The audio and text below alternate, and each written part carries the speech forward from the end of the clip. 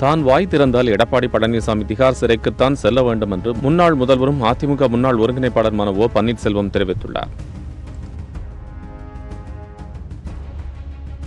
கோணம் 1. ஜெயலலிதா மறைவிற்கு பின்னர் அவர் கட்டி காப்பாற்றிய சட்ட விதிகள், அதிமுக தலைமை பொறுப்பிற்கு யார் வர வேண்டும் என்ற விதிகளை எல்லாம் தூக்கி போட்டுவிட்டனர். அடுத்தடுத்து நடந்த நிகழ்வுகளால் மன்றாடி கேட்டுக்கொண்டதால் கழகத்தை அப்போது மீண்டும் இணைத்தோம். நிரந்தர பொதுச் செயலாளர் என்ற உச்சபட்ச நிலையை ஏற்படுத்தினோம். மன்றாடி கேட்டுக்கொண்டால் எல்லா குற்றங்களையும் மறைத்து விடுவார்களா என்கிற கேள்வி எழுகிறது. கோணம் 2.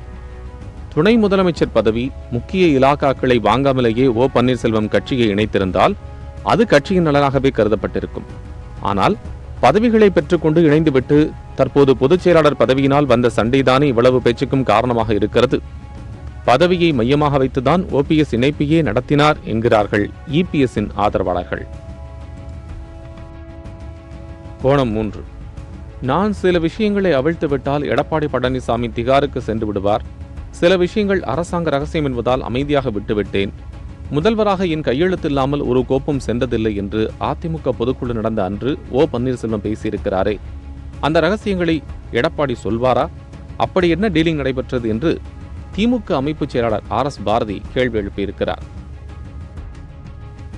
கோணம் 4.